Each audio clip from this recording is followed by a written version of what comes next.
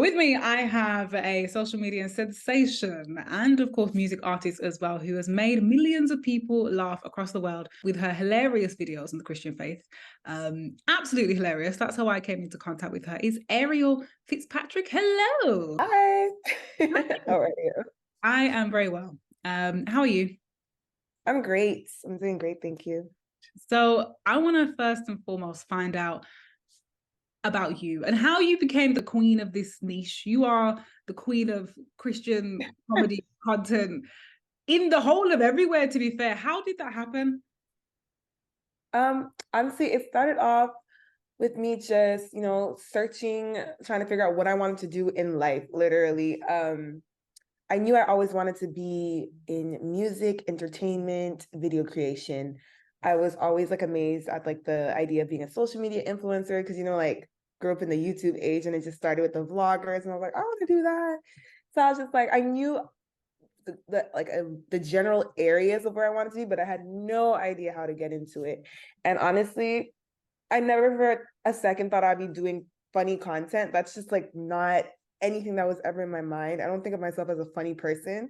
I just think of myself as a person who just loves like to laugh or who loves just fun times and be down to earth, whatever. So I remember in like back in 2020, after a very tough 2019, a crazy 2019, I got to 2020 and I was like literally on the ground in my room at my parents' house and I was just like crying and I was like, God, like something has to work because I left school, I left my regular job and I was just like, it was a retail job.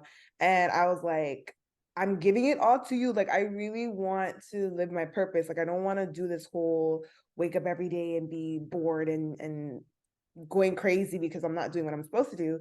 So then I heard about TikTok. I was like, I'm gonna give this thing a shot. But I told God, I was like, look, and I'm so serious. Like I had like a serious one-on-one with him. I was like crying. I was upset. And I'm like, you made me artistic. I'm not the one who wants to be artistic. Like, please, you have to make this work. I told him, I'm like, I'm gonna do everything I can. I'm like, I'm gonna be disciplined. I'm gonna be consistent. I'm gonna try my best. But I was like, Lord, I need you to bless it. And I was like, I don't know how you're gonna do it on TikTok, but I want you to receive glory from it. And so I started creating all kinds of content. And then I put up like a goal. I said, Lord, the way I'll know you're with me in this, I said, I have to hit 100,000 followers in 1 month. Like I put that as the goal, not because I was like, oh, 100,000 followers. It's because I needed proof that he was with me. Like, and I couldn't put like a small goal, something that was, achievable. Like, I mean, you know what I mean? So I put that and then yeah, I did. I held my end of the bargain and long story short, in like 3 weeks, we hit 100,000 on TikTok, which seemed literally impossible to me at the time.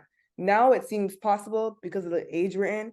But when I started, because I didn't know nothing about TikTok, I was like, how is this even possible? So when that happened, I was like, okay, yeah, God, you're with me. And it ended up being God content that caught, which was so ironic, So I was like, okay, we in this. And that's kind of how it started. So you said that you didn't see yourself as doing like a comedy. Growing No. up, was you the funny one in No. no. So was when you came out and started doing comedy, were people like, what? Why? What is this? I honestly don't know. I never asked people who know me personally, like, what do you guys think when you saw me doing funny content? I never asked that, but I've heard my friends say like, oh, like it was unexpected, but like I don't think anyone really expected that of me because especially in real life, I'm a very, very like quiet person. Like I'm not when people meet me in real life, they're like, oh, she's quiet. Like I don't really talk. I don't really but at home. I was always the crazy one at home, like between me and my siblings. So my siblings are not surprised at what they see. But everybody else is like, what? Yeah. It's funny. I also do comedy. And Oh, it's really? like that when I started doing it, I used to act. And when I started doing it, people were like, "You're not the funny sibling. Why are you doing comedy?" And I'm like, "Because what do you mean? I like it." You are known for your clean humor. How challenging is it to keep your material and what you're doing online family friendly, especially in this world, in the social media world, where edgier content seems to sometimes get the most views? Do you find that a challenge, or how have you kept so on your path on your goal? I don't see it as a challenge.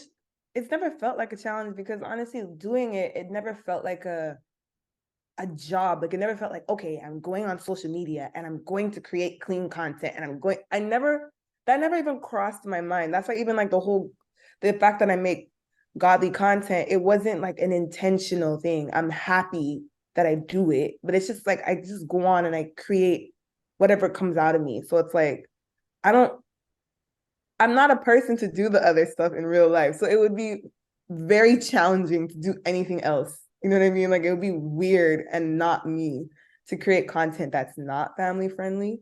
So I'm just being myself. Like it's literally that. That's why I'm like surprised that people are saying, oh, I'm dying, I'm rolling on the floor. I'm like, I really don't think this is funny. I just think that I don't know, I'm just saying what's in my head. Like, but I'm happy people find it funny. But I'm sure I'm not everybody's cup of tea, but I'm happy there's like a group of people out there that actually find my stuff entertaining. So I'm like, okay, that's good.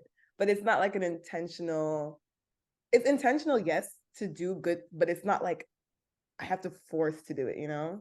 So What I really love feel about like, what you're saying is that you kind of started doing what you're doing and then your people have come to you. Whereas some people yeah, go backwards, they do what they think they're meant to do to get people to come to them, but you have stuck with it. You're doing content, it's Christian content. Like you said, it's not you to do anything else.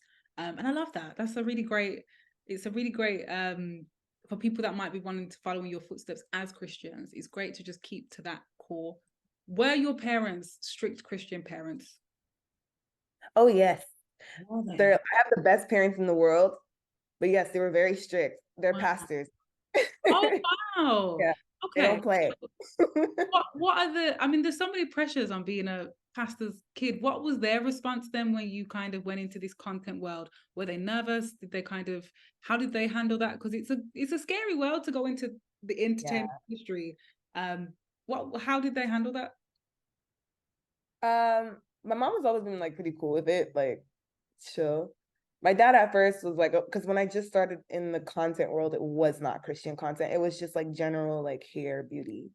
So my dad would always be like, be careful, like you'd be very, very just checking it out, making sure everything's good. I could tell he was apprehensive, very much so. But as soon as like I was able to show them like, yo, like this could actually be like a good thing. And then my dad is like ecstatic that I'm actually using social media for like gospel content. He's like so happy about it. Like he'll call me and be like, yo, I just binge watched all your videos. And like he's so happy about that. I'm like, oh God, you just worked that out for me. And my mom is like, of course, super supportive. So like they're happy with it.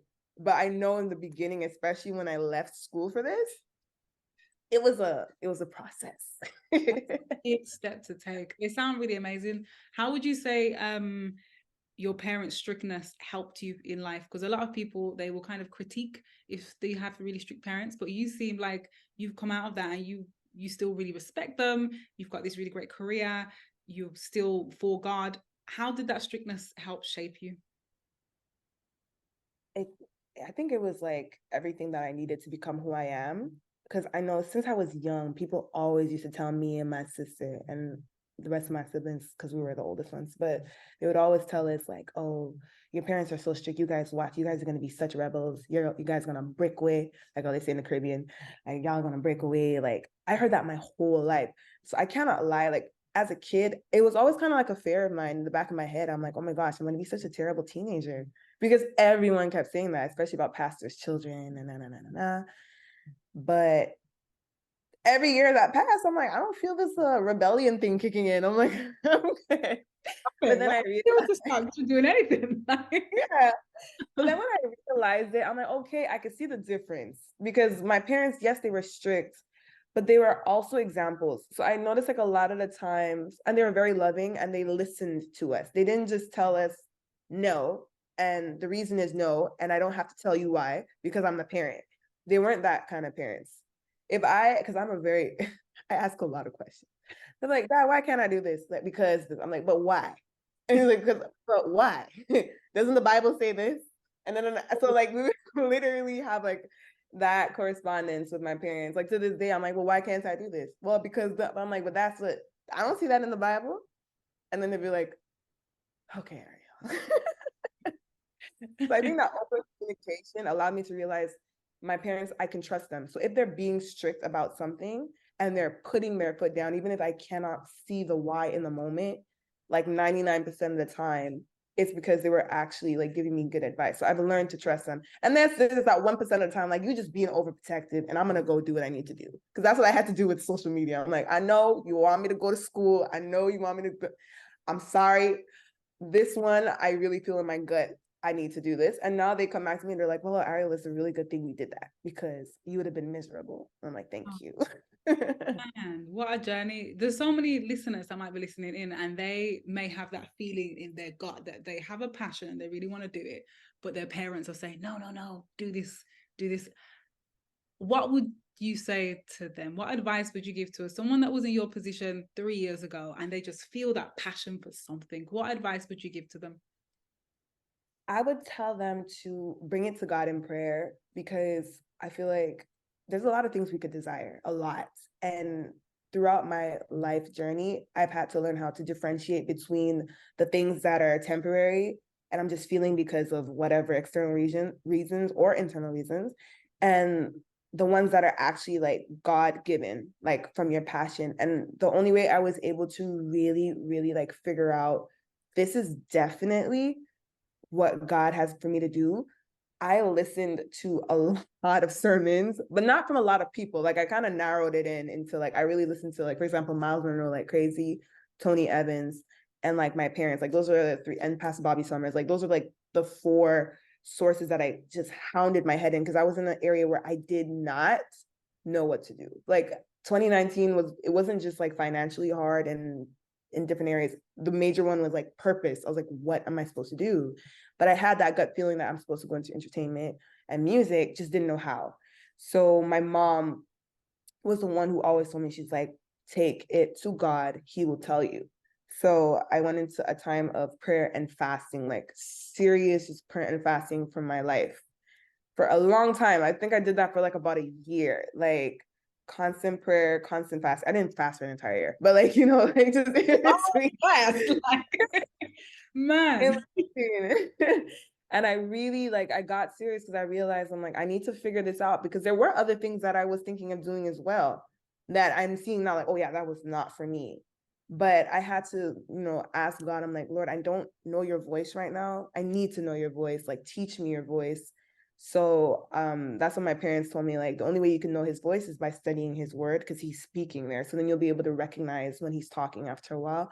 So if you're like confused about who you are, what you need to do, I have a gut feeling I need to start this business or I need to go into this industry or whatever, then like all I could say is like find out from the source himself. He's the one who created you. He's the one who put it in you. And I think that especially one of those sermons that I heard from Miles Monroe, he was like, everything you need to become who you are is already inside of you. So it's not like you have to go out and find it. So it's already in there. So if it's in there, you just have to find it. And the only way you can find it is by going to the source. Like, not trying to sound all like churchy or whatever, but literally, like logically, it's like the only way to get the answer. There's many different ways to share the gospel, as we know. I mean, there's music, there's, on the street evangelism, there's all these different ways. How effective have you found comedy to be to share the message of faith? Shockingly, extremely useful. Like I did not think for a minute that it would have been such a tool to share the gospel. And I was doing it for a year and still didn't really believe it until I really like kept getting messages. And I remember like, I think really they were like kind of God sent because I personally probably wasn't taking it that seriously. Like I knew I love God. He's like everything for me, but I just didn't think that it would come across in a way where it would actually draw people to him. And my dad would always tell me, he's like, Ariel, like, you do know this is, he's like, I know you're having fun, but he's like, you do know this is ministry, right? And I was like, yeah, everyone, yeah, whatever. Like, okay. But then randomly, like I've had like some people who follow me who I've met on like the street or at events, and and there was like three people in particular, and I'm like, okay, God, I hear you. Where they would like the way they held my hand, and they're like, no, like I need you to hear me, and they're like, I need you to understand. I know you're having fun and you think it's jokes, so they're like, you're actually sharing the gospel in a way, and you're impacting lives and you're bringing people to Christ. And like I'm just paraphrasing, but the way they said it to me, I was like, it finally hit home, and I was like, oh my goodness, this is actually doing what I've always wanted to do, because I've never seen myself as someone who couldn't effectively like share the gospel. So like, I'm not a preacher, I'm not this, I'm not that. But I'm like, oh my goodness, okay, so I could really just be myself, not overthink anything, not plan a sermon, you know. And then people are actually hearing about God, and they're telling me like, oh yeah, I really stopped going to church for years, but like your videos, I'm like, I really started going back, or I really started reading the Bible again. And I'm like, or I started praying again, or you made me realize I can talk to God. I'm like, what do you mean made you realize you could talk to God? You didn't know that? You know, it's like, it's so exciting. I'm like, thank you, God, because that's in itself is a prayer answered. There's a massive lesson in that, in just be yourself and leaning into you. And you don't need to be, you know, a preacher. You don't need to be on the street and be like flyering every day of your life. Just leaning into who you are. There's a really great lesson. So onto your music. You released All For You this year. It's such a beautiful track. Such a beautiful track. Where does the desire to make worship music come from? Because a lot of us, we will listen to music, but we don't have that passion to create it. Where does that come from for you? All For You, it's like, it sounds like it came out being like what we call like a worship song. And I was like, I really just, the day I wrote that, I was like crying. I was like I was really in a lot of pain, and I went by this like the lake. I remember that day, and I turned on like this app called Voicey, and I heard music, and I just started like writing to it, and All For You came out as one of the songs. And it's really like every single one of my songs, I feel like I have like the same story, different like situation, but like same kind of play out, where I'm just singing whatever's coming out of me. And that's why I know sometimes people are like, oh, you're so strategic in the way you write your music. Like you do it in a way where you could like reach this group and this group. And I'm like, I've heard that like so many times in meetings and stuff. And I'm just there like, oh, thanks. I didn't do that on purpose. Like it's really just, it's what comes out. Like I'm just being, it's how I feel in the moment. It's how God is making me feel in the moment. And it's not even like, sometimes I hear people talking with like writing music, and they're like, okay, well, you have to make sure you put like God here and Jesus here and this. And I'm like, no, that's not the way I write. I'm like, everything in my life kind of just always leads back to God. So God obviously comes out in the music. Everything that comes out of me is just, it's unto God. So I'm not intentionally being like, oh, I have to write God here and squeeze them into my song so that it sounds like a worship song. It's like, no, like I'm literally singing about something that I just experienced. And of course, God is in it. And that's why sometimes my songs, I realize I wrote like an entire song and I'm like, oh my gosh, I didn't even mention his name per se, but it was not intentional. It's just because I'm like, I'm just talking to him. And like, and that's why even in like my ad libs, I start saying his name, because I'm like, I know who I'm singing to. Like, I know what the music's about. So everything with writing and creating music, it's all unto God. It's all for his glory. Like he's had such a huge impact in my life, obviously everybody's life, but like I can speak to for myself. He's had such a huge impact in my life, but everything that I speak about, everything that I do, which is like even my videos, it's about him, because it's like I'm not intentionally like I have to talk about God. It's like I have to, because he's my life. Like it's all I have. So I don't know how to really explain. Just comes out naturally. Yeah. Yeah. Can Yeah. you I mean, you have a really close relationship with God. How have you fostered that? Because there may be people listening in and they're like, oh, she just sounds like she talks to God all the time. And like you said, people have watched your videos and they didn't even know that they could do that. How have you fostered that? How have you developed that relationship with God over your years? I really think it was desperation. I know it sounds kind of bad, but like, especially when you grow up religious per se, and you're just going to church because your parents went to church, you're just, you know, the Bible. Like I knew a lot of Bible scriptures and stuff because my dad always told us Bible stories. In Sunday school, we had to memorize a bunch of memory verses. But at the end of the day, that's not what saves you. That is not what gets you your relationship with Christ. Like, that's why you can meet people who've been saved for 50 years and they're still they still don't know God. Because like you can learn all that stuff and it doesn't do anything.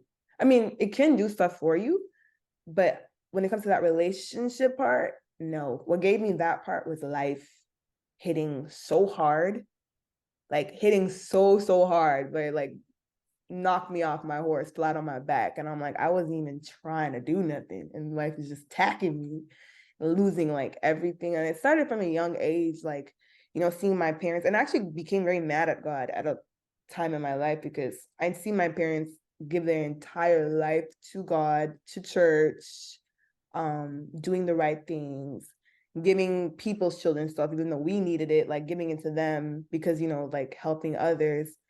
And I'm like, God, you really out there and you just let us drop like this? Like you just drop us like this? Like we have nothing? Like we're struggling, we're suffering, like we have nothing. Like what's going on? And I became so angry. But it was through all that anger, through all that pain, I found him, and he found me, and he started speaking to me and showing me like, no, I'm here. I'm just taking you through a process. I'm taking you through a journey. And it's crazy because I remember praying a very simple prayer as a 12-year-old. I was sitting in church one day, my dad was preaching. And you know, like when you hit that age where you actually start hearing the sermon, like I don't know how to explain it, where like you've been going all the time. Quite good. Yeah, exactly. Then one day it's like, oh, I'm hearing you. Like that's I like that.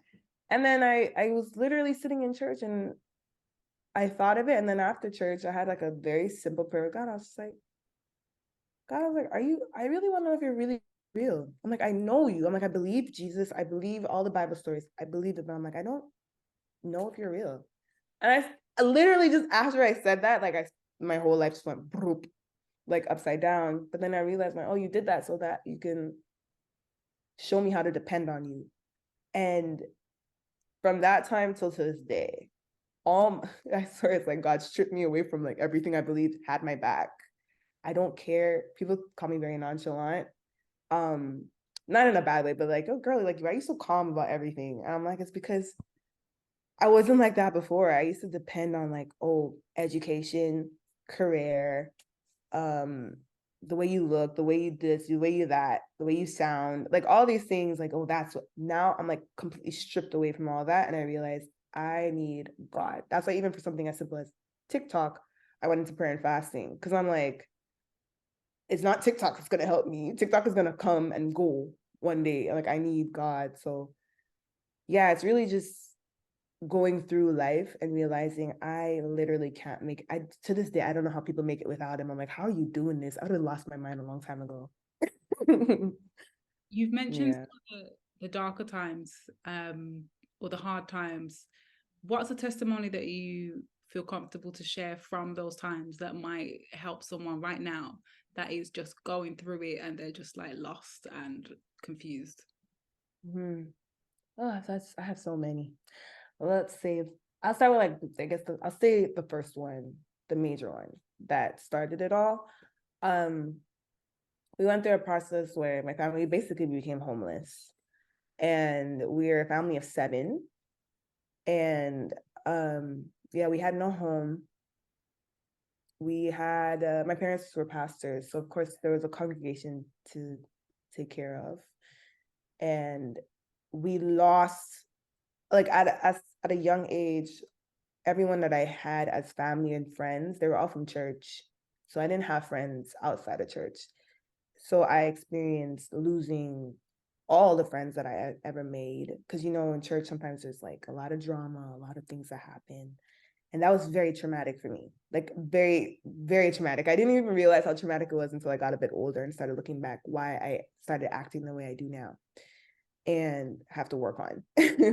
But losing home, losing all the people that I knew as friends, um, losing actually my education, believe it or not. It's such a complicated story, but like in Quebec, let's just say long story short, there's a way where you could actually like no longer be able to go to school in your language.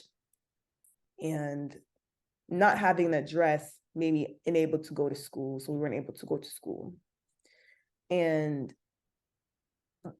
so much. Literally, when I tell you everything, the only thing that I had, which I always told God, even in the process, like I'm grateful for my family, we're still here. I still had my parents and my siblings. And we had no food. We had no furniture. We had no, because we ended up in a place where it got so bad. I always use this because it's like one of the core memories of the whole thing. We had no fridge. So what we would do is my mom would have a cooler, and I live in Quebec, and Quebec get very cold. So she bought a cooler and she dug a hole when the neighbors weren't looking around, like people were around where we were staying. We found this place to stay, and she would dig a hole in the yard in the snow, and she would put the cooler inside, and she would put our food inside. So she would put the milk, and the milk would always spoil because I guess it wasn't cold enough. So the milk would go in there, everything would go inside, and we just have to like scrape by. And I hit like such a low depression, like a deep depression. That was the first time I had ever been depressed in my life. I was about 14 years old. And obviously, then I started going back to school, but now I was in a French school. I didn't know a word of French. I met up with some demons for teachers, like demons for principals. It was just like a very toxic time. And this is just at 14. There's a lot that came afterwards. But when I tell you we hit such rock bottom where it's like, where you literally can't see your way out of the darkness, and you feel alone because the people that you loved and you cared for, the people who said would have your back, are gone. And they're not just gone, they're like speaking evil about you. And you're like, and you're a kid. It's like, what did I do to you? Like, I didn't even have a conversation with you. Like, you're an adult. Like, how am I? All that kind of stuff. And, feeling like the scum of the earth, like literally feeling like you had nothing. And then all the people you're dealing with, it was just a lot. And I was just so sad. I was deeply saddened. Of course, my parents were frustrated, so that took a toll on them. And then them seeing us, my baby sister at the time, she was like 3. She was really young. And it was a hard time. And it felt like there was no way out. It just felt like there was no way out. No matter how long we tried, for 2 years straight, it was like hell. And the only way I could encourage someone who feels like they're in a similar situation is to understand that everything in life is temporary. Like everything. That is the one guarantee we have of life. So even when you feel like you're in a situation that is like impossible to get out of, like you feel like, no, this is the end. Like I can't see my way out. I feel that. Like where you really feel like this is just not changing. I can promise you it will change. But how it changes depends on you. It's like, it's either going to change to get better or it's going to change to get worse. But it's up to you. And by up to you, I mean like, go to your father. And like, how the Bible says, come boldly before his throne and make your request known. He is literally, I learned he is waiting for us to take up, who we are as his sons and his daughters, and come to him and be like, Father, this was not a part of the plan. This is not what your word says. And that's what I did. I said, Lord, because this is what my mom kept putting into me. She's like, go to him. And I said, Lord, like, I started reading the Bible for myself around that time. And I said, this is not adding up. I said, no, this is not it. You said that I should want for nothing. You said that you're going to take care of me.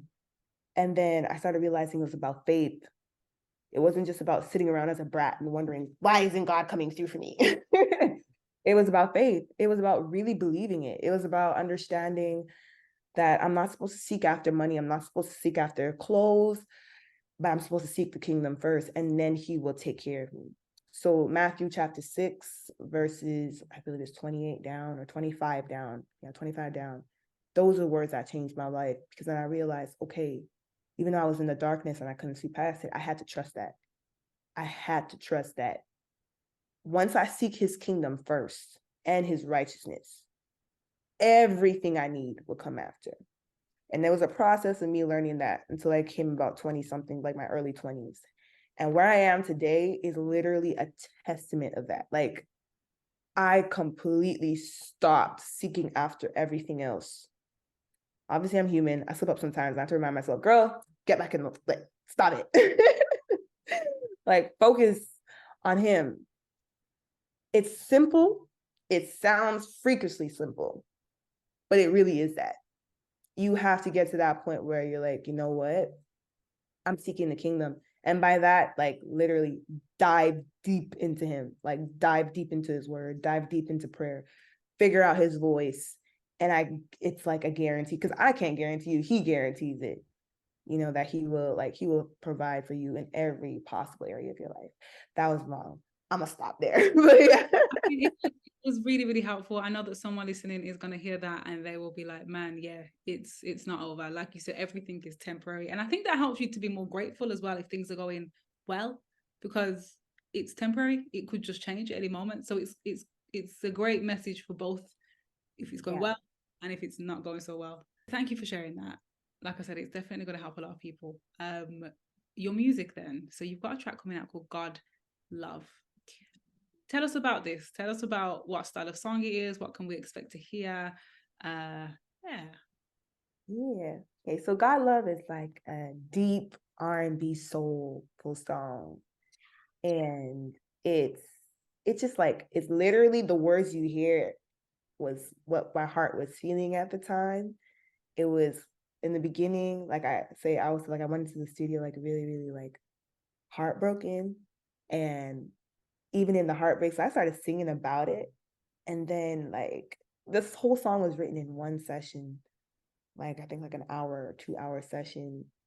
And it started off with me talking about like how I felt in the moment in terms of like the heartbreak. But then it was so crazy because I felt like this overwhelming feeling of gratitude while singing the song. And then by the time I got to verse 2, I was just like, man, like I really started feeling God's love. Like I started feeling it like in that moment. And it was so healing for me. So this song, it just expresses like, basically how, love can fail you in this life. But at the end of the day, there's that God love that just feels so good. That would just heal up all that. And it don't make sense. Like that kind of, it just don't make sense. Cause I was like, why am I really up here in the studio heartbroken and now I'm smiling and I feel good? Like, man, God really loves me. Like, I love that. So that's basically what this song's about. That's a great, I mean, not the heartbreak side of it, but it's great that you got to that smiling side of being heartbroken. So there may be some women listening right now and they're going through some heartbreak and they're thinking, man, is this ever going to end? How do you move past it? What has worked for you in the past? Because I mean, we've all been heartbroken. It's happened. What's worked for you? It was that same thing with like everything in life is temporary. Like I got to a point where I was just like, yo, my heart was, your heart just feel like, I was like, no, I was like, God, my heart don't feel broken no more. It feels torn up. Like I felt like it was like, like a coyote took its claws and there was no mending it back together. Cause your heart's broken, it feels like it could go back together. I'm like, yo, this hurts. It hurts so bad. And I started listening to Miles Monroe again because I felt like I was going crazy. And he said that same line. He was like, everything in life is temporary. He's like, no matter how bad it is, it's temporary. So start acting like it and don't make a permanent decision on a temporary situation. So I was like, okay, it's temporary. It's temporary. And I just kept filling my mind with that. I'm like, I'm going to be healed. I'm like, I'm going to be healed. I'm like, Lord, you're going to heal my heart. And then I started saying, my heart is healed. Even when I was like in pain, I started like just professing it. And I was like, yeah, my heart is healed. I am healed. I didn't feel like it, didn't look like it, but I was like, I kept saying it. I'm like, I'm healed. I'm healed. I'm healed. And God just kept speaking to me like, it's temporary. It's going to be over. And he just showed me his love. And I think like his love replaced the heartbreak. I became so grateful because then I realized even in that moment, like I'm so angry at this person for doing this to me. And I'm like, yo, I've done some messed up things too to God. Like I've disrespected him. I've ignored him. I've literally straight up didn't listen to him, but he just loves me so, so much. Cause even in that heartbreak, he was blessing me so much. And I'm like, I ain't even doing what I'm supposed to be doing right now. So just know that it is temporary. I promise.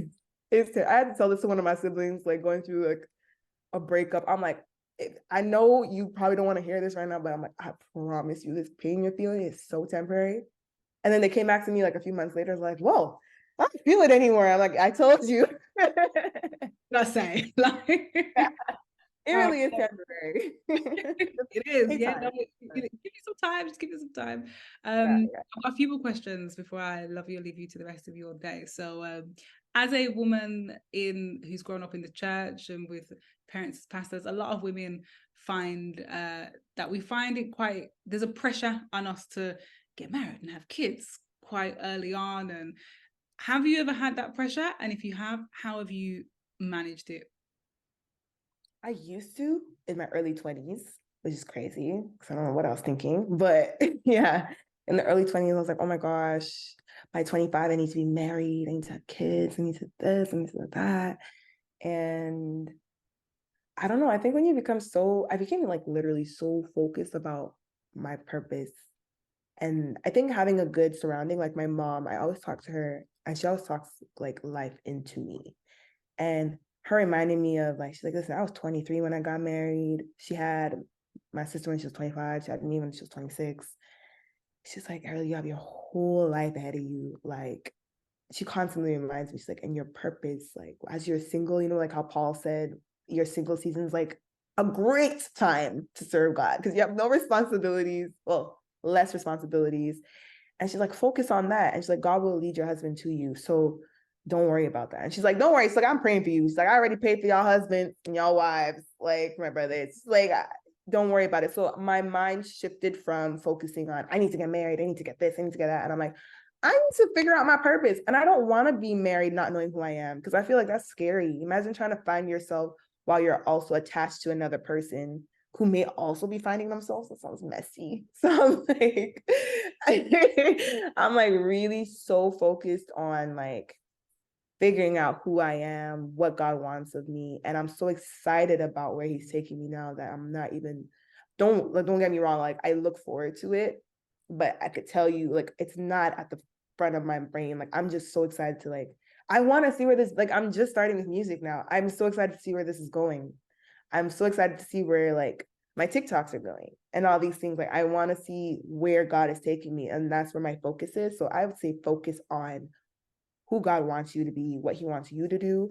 And I know when it's time when God's like, okay, Ariel, it's time for you to get a husband. He's going to send it to me. I'm not searching for no man. He's going to send it to me. I'm staying open, of course, but like, I'm not making it like a stressful part of my own journey anymore.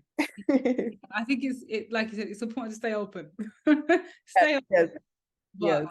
focused, open and focused. So you said that you're gonna start your music again. You have mastered well, I would say you've mastered the Christian content world because you are dominating that right now. So music, what's coming up for you, and which artists would you want to work with? I really want to work with Jonathan McReynolds. I really want to work with him. But and there's a few artists like I'm open. I don't have like I've learned to stop planning too much because God has this habit of just throwing all my plans away. So I stopped doing that. I make like a general plan. I'm like, okay, God, I'm just generally putting this out so I'm not chaotic, but you have, free roam. So, but all I know right now, honestly, I'm not freaking out about anything. I'm not trying to put the cart before the horse. I just want to write.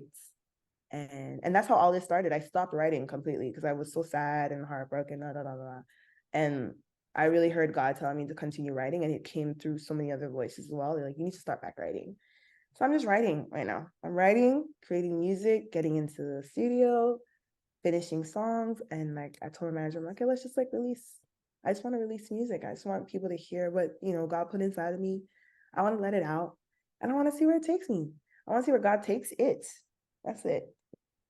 Oh, Yeah. Because you have such a beautiful voice. Honestly, I heard it and I was like, this is wow. So I'm excited to hear all the music that you have coming. And Jonathan McReynolds, that would be an amazing. Let's put that out. Let's just put that out there. Jonathan McReynolds and Ariel, that's gonna happen, right? That will happen. Amen and amen. Amen. Thank you so much for joining me. So for people that are listening in right now and they're on their phones, what are your socials? Where can we find you if you want to keep along following your journey? Yes, you can follow me on basically anything and everywhere at Ariel Fitzpatrick or Ariel Fitz. It's one of the two. So ArielFitz or Patrick. Yeah. Amazing. Thank you so much.